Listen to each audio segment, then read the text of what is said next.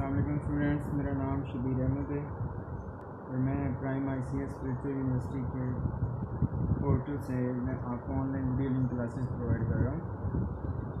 तो आज का जो हमारा लेक्चर है, एक तो ये कि आफ्टर ग्रैंड क्विज़ ये फर्स्ट लेक्चर है और लेक्चर 23 से हम ये स्टार्ट कर रहे हैं आफ्टर ग्रैंड क्विज़। ठीक है, तो स्टूडेंट्स जितने भी हो मेरे पास स्टूडेंट्स पढ़ रहे हैं, इंशाल्लाह ताला उनका ग्रैंड क्विज़ बहुत अच्छा हुआ होगा। ठीक है, तो आज हम नेक्स्ट मूव करते हैं 23 की तरफ। आज का हमारा लेक्चर जो है, टॉपिक का नाम है कोऑर्डिनेट सिस्टम।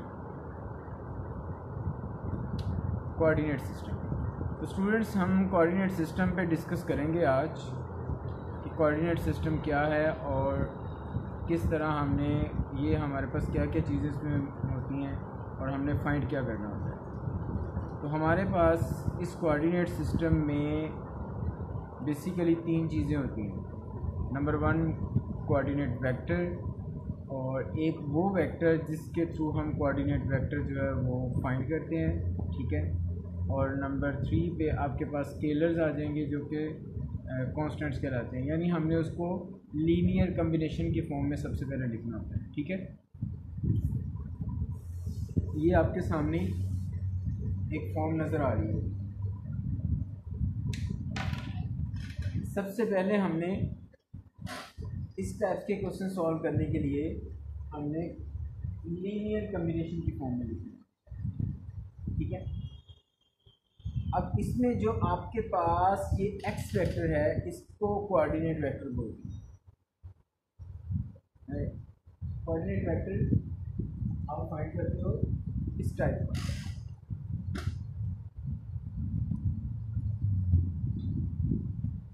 ठीक है, x को आप b कोऑर्डिनेट ऑफ x भी बोल सकते हो, यानी जो भी बेसिस आपके पास मौजूद होंगी आप उसको b कोऑर्डिनेट ऑफ x भी बोल सकते हो। ठीक है,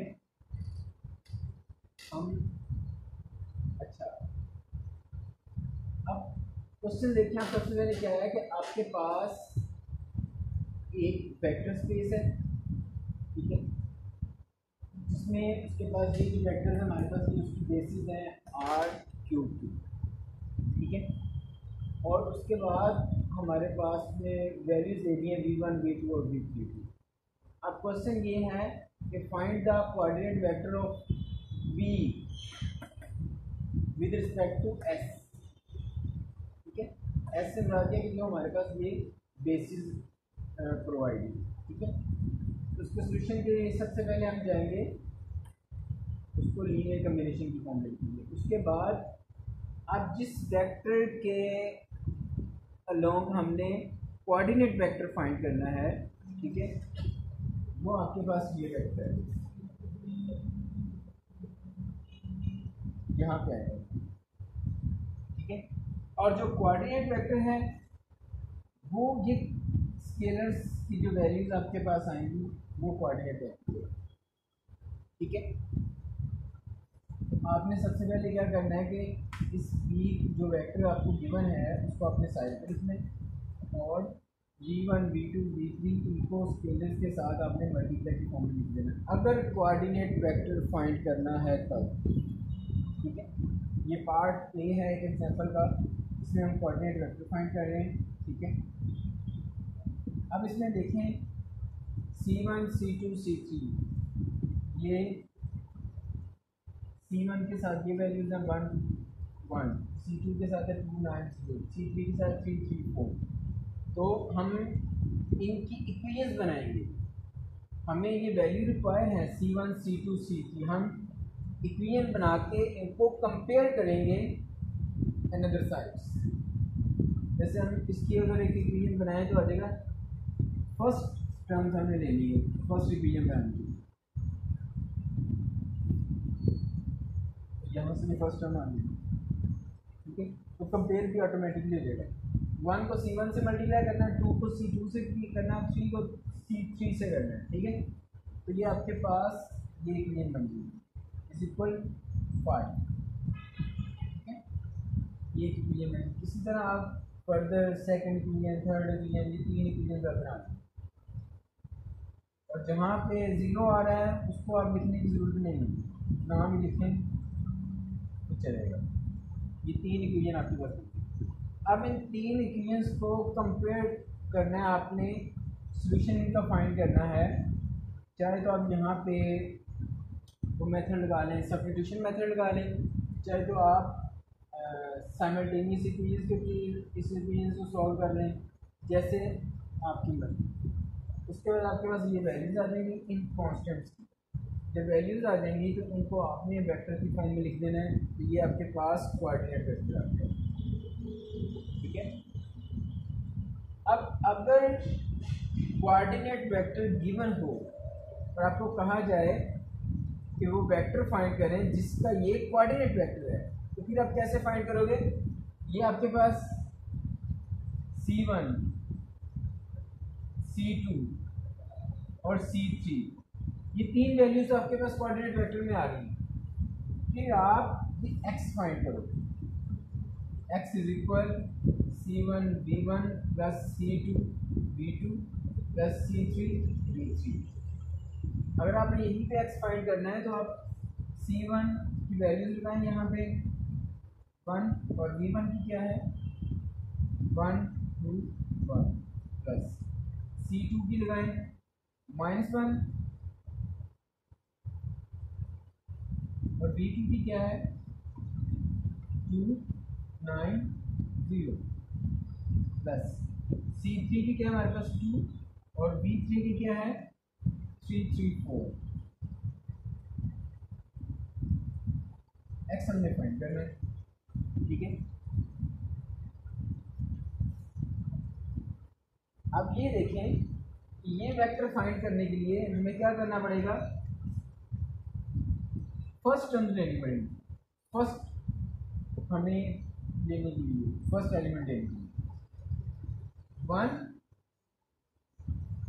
आप x को लिख लें ABC लिख लें, जैसे आपका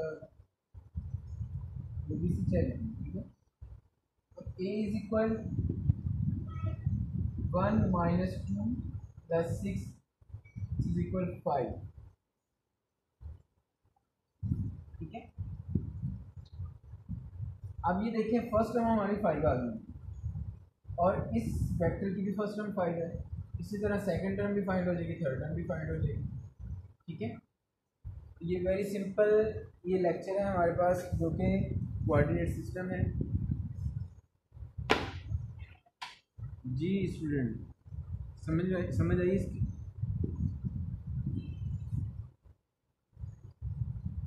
कोई कंफ्यूजन? चलें अब हम ना हैंडआउट्स निकालते हैं। ये यहाँ पे 2 क्वेश्चन मैंने समझाए हैं आपको, एक कोऑर्डिनेट वेक्टर फाइंड करना और एक वो वेक्टर जिसका ये कोऑर्डिनेट वेक्टर हो। ठीक है। तो ये 2 टाइप्स के क्वेश्चन हैं जिनको आपने सॉल्व करना है। तो मैं हैंडआउट्स ओपन कर लूँ।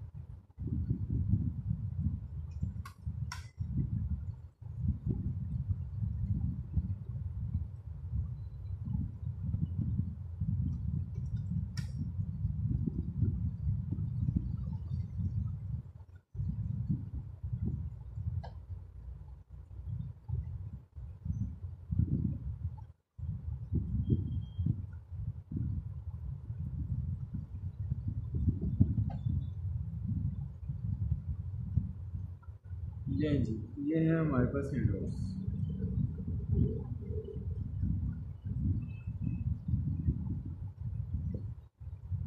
ठीक है। अभी मैंने इसका मेथड आपको बता दिया सॉल्व कैसे करना है। ठीक है। अब इसके रेलिवेंट जो एग्जांपल्स हैं वो आपने सॉल्व करनी। ये एग्जांपल मैंने सॉल्व कराई है आपको, एग्जांपल 2।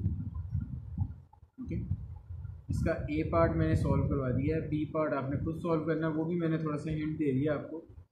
वो सॉल्व कैसे करना है। इसी तरह अगर पोलिनोमियल का हमने फाइंड करना है, कोऑर्डिनेट वेक्टर पोलिनोमियल का फाइंड करना है, ठीक है। तो आपके पास एक कांस्टेंट है, उसके बाद फिर वेरिएबल्स की पावर्स इंक्रीज हो रही हैं, ठीक है।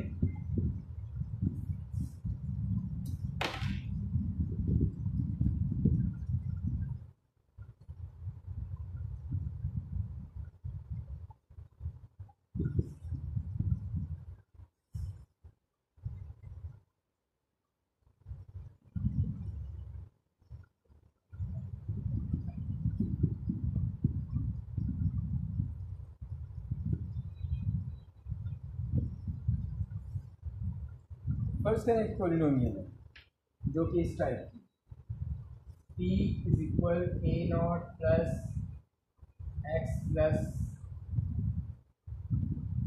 a1x प्लस a2x स्क्वायर, इस टाइप की पोलिनोमियल है। आप उसको यूँ भी एक एग्जांपल के तौर पर ले सकते हैं 1 plus 2x plus 3x square, ठीक है। अब आपके पास जो बेसिस हैं वो क्या है यहाँ पर,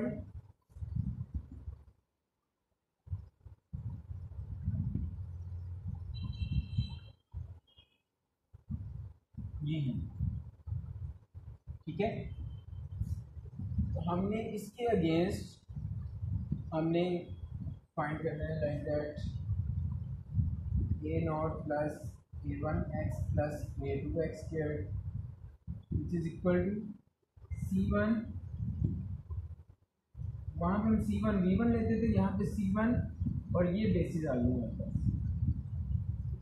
C1 और 1 प्लस C2 और x प्लस C3 और x स्क्वायर।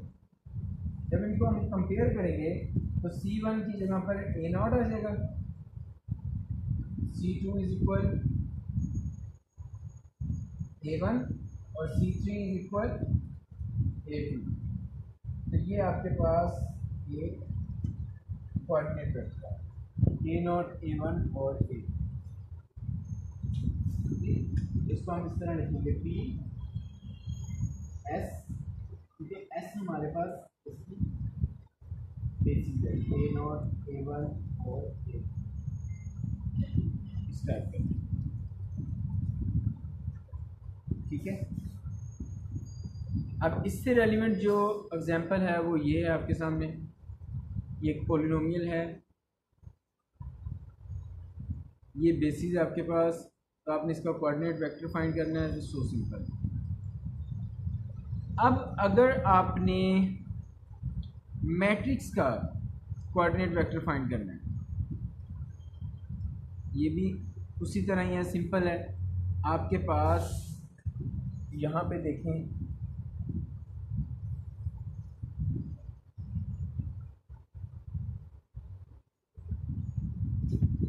एक ए मैट्रिक्स होगा और एक A1 मैट्रिक्स होगा, A2 मैट्रिक्स होगा, इसी तरह सोन बढ़ते जाएंगे। तो आपने मैट्रिक्स लिखकर आपने उनको सॉल्व करना, ठीक है। तो अगर कोऑर्डिनेट वेक्टर फाइंड करना है तो ये A आपको गिवन होगा, और अगर वो मैट्रिक्स फाइंड करना है जिसका ये कोऑर्डिनेट मैट्रिक्स आप उसको कह सकते हैं, उसमें फिर ये फाइंड करना होगा आपको C1 C2 C3 ये स्केलर्स की वैल्यू गिवन होगी, ठीक है।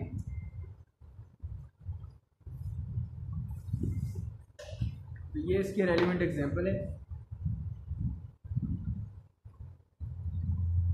एग्जांपल नंबर 5 आपके वी वर्चुअल यूनिवर्सिटी के जो हैंडआउट्स हैं उसमें पेज नंबर 312 और एग्जांपल नंबर 5।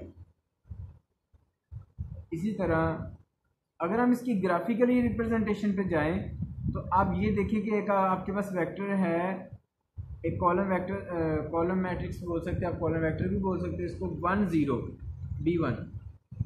तो ये देख सकते हैं कि B1 1 0 यानी 1 आपने x की तरफ इंक्रीज़ करना है और 0 y की तरफ। तो ये B1 ये आ गया आपके पास ग्राफ पर, ये शो हो गया, ठीक है। इस तरह B2 जो है 1x की तरफ और 2y की तरफ, ये देख सकते, ठीक है।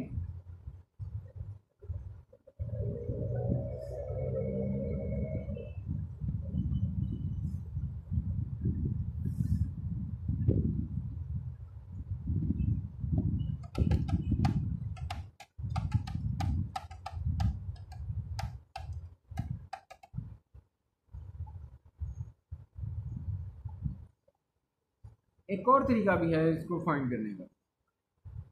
मैट्रिक्स में जब हम फाइंड करते हैं, फर्ज करें मैं यहाँ पे क्वेश्चन करने लगा हूँ,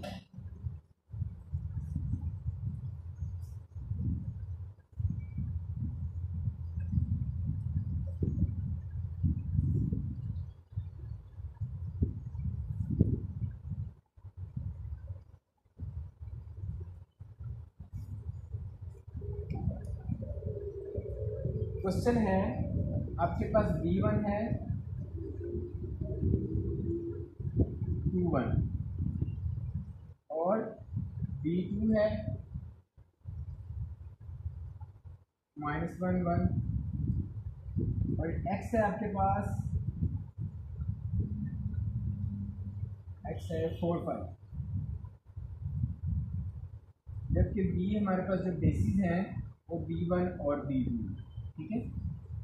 तो हमने किस तरह लिखना है, x is equal C1 B1 plus C2 B2। C1 क्या है हमारे पास, ये तो फाइंड करना है क्योंकि कोऑर्डिनेट वेक्टर जो है इसमें हमने फाइंड करना है C1। तो B1 की वैल्यू यहाँ पे लिखेंगे, B1 की वैल्यू क्या है 2 1 plus C2 as it is और B2 -1 और 1, तो यहाँ पे x आ जाएगा, x की वैल्यू क्या है 4 और 5। अच्छा, अब आप ये देखें कि यहाँ पर आप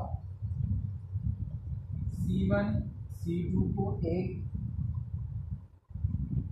कॉलम की सूरत में लिख दिया और ये साथ में 2 1 और -1 और 1, आपने ये इस फॉर्म में इसको बना दिया,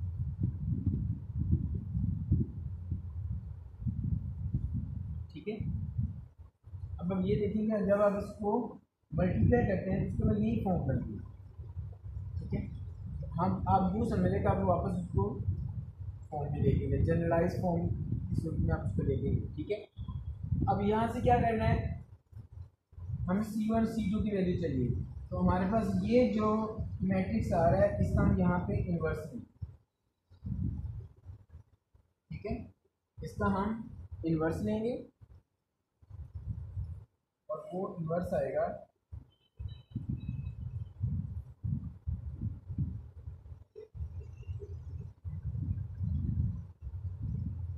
यहाँ पर, C1 और C2 की वैल्यू हमारे पास फाइंड, इन्वर्स लेने के बाद मल्टीप्लाई कर देंगे, ठीक है। जब मल्टीप्लाई करेंगे तो आपके पास वैल्यू फाइंड होगी, राइट।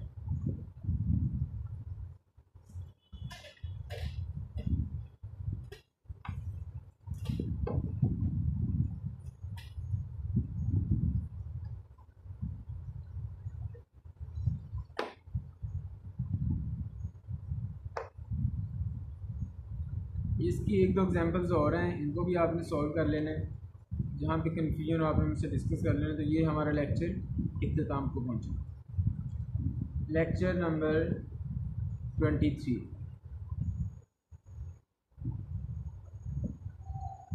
ठीक है। अब मैं